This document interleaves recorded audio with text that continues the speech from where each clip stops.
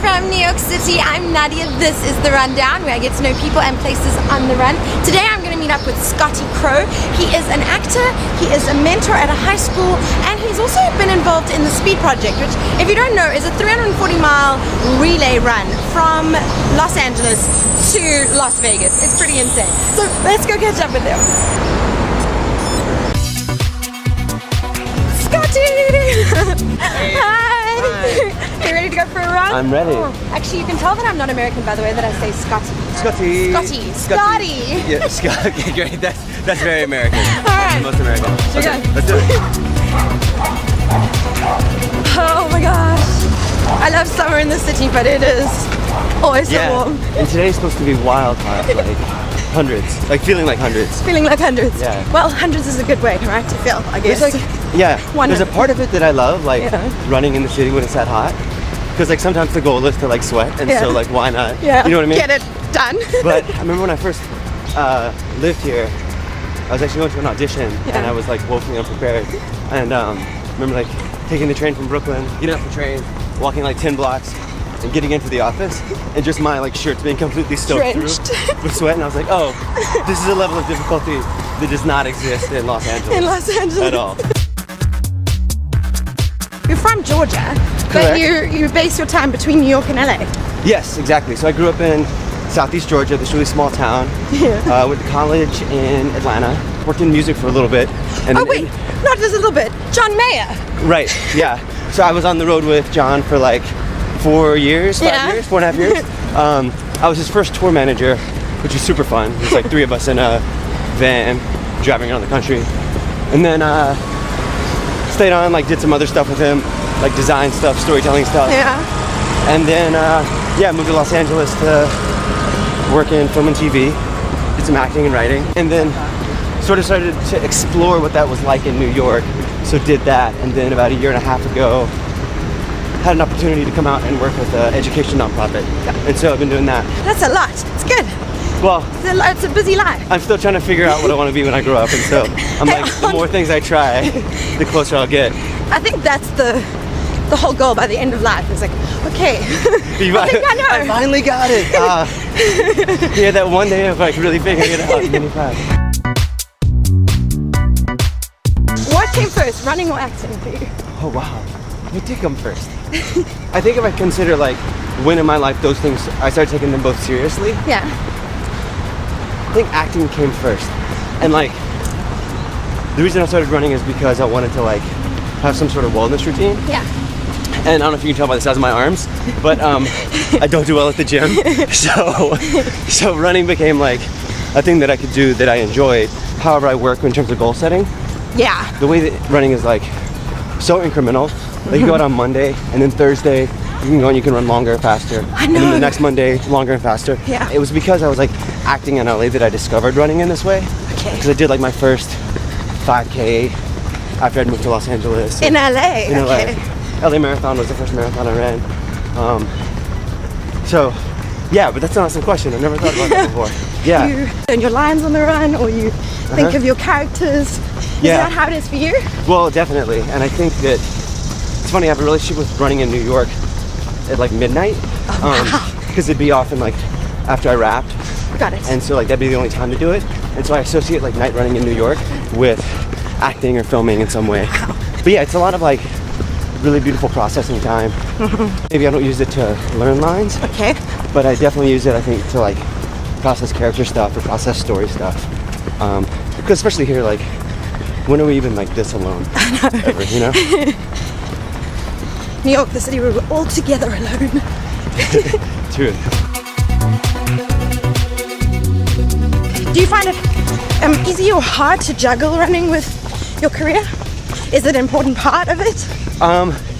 So it's a very important, vital part. Yeah. I'm like a big fan of like routines and practices that make us feel like centered or grounded or like the best versions of who we are. Yeah. And running is like so central to mine. Yeah. So, see, that's nice. He just gave us a cheer. So yeah, so I think it's really important to sort of like just feel like I'm like the best version of myself. Got it. I don't have a problem. I don't have any issue, I think, right now matching with my career. But I felt like if I introduced like one more like big aspect life thing, Yeah. I'd have to do some like some Jenga Tetris thing, you know? Yeah. I came to know of you through the Speed Project. Yeah. Which is this insane 340-mile travel by foot from Los Angeles to Las Vegas. Yes. Is it as insane as it sounds? Yeah. Oh, so you've not experienced No. it firsthand? Oh, I do not think I shall be. it is wild. I mean, I think that the headline of it Yeah. seems impossible. Yeah.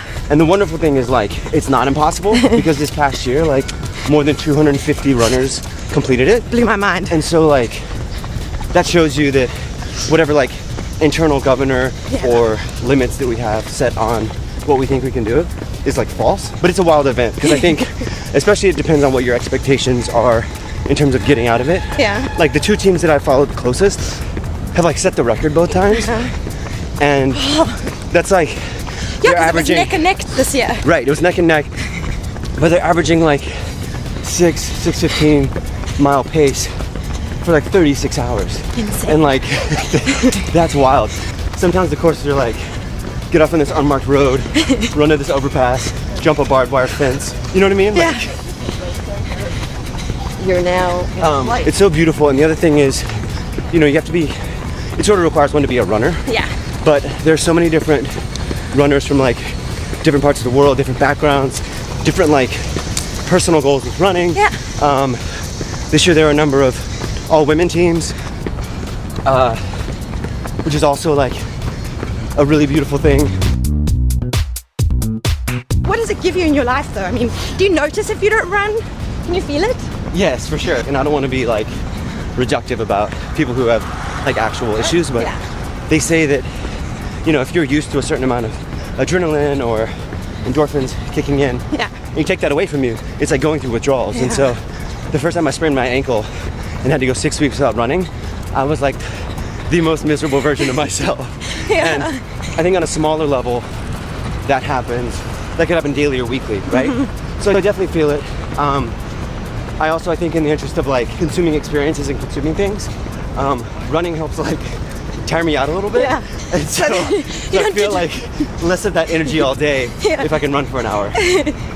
Especially in the 30, 80 degree I am heat. drenched in sweat and you have barely broken No, it. it's just because I put on Mattify this morning. Kidding. I need to get some tips from you then. What's your favorite place in the world to run? Where is my Yeah. favorite place to run? Huh. I do really, really love this run. I actually remember the first Through time. Central Park. We're in Central Park. Loved it. Like over the course of any given day, the loop kind of like changes and evolves based on the temperature and the time and who's out. And you. And yeah, exactly, exactly. But I will say, I just got back from like one of my favorite places in the world, which is in the Basque Country in Spain, Oh, San Sebastian. beautiful. And there's just like the most wonderful sort of like 8 mile out and back along the water there is magical in so many ways. Okay, I gotta get there. You must go there. Maybe the San Sebastian Film Festival. Yeah, which is a great one. It's actually how I found out about the town. It was because I was like just reading about the experience of that film festival. And they're kind of like after like Cannes and Berlin and Yeah. Venice, like really well regarded. Yes. So my like low-key big dream is to make a film set in San Sebastian that could premiere at that festival. Yay! So I can go there. And then I will cover it. Perfect. And we can do an And we interview go- on the run and there. we go on that jog. What a great follow-up. Perfect follow-up. Oh my gosh, thank you so much. course, thank this you. was so much fun. Yeah. Even though, as I said, drenched in sweat. No sweat. No sweat happening. But it's Yeah. good. Then you know you kind of you brought up an effort. We did it. We did it. I love Awesome. that. Thank you. Thank you. Yay! Super fun. Look at this.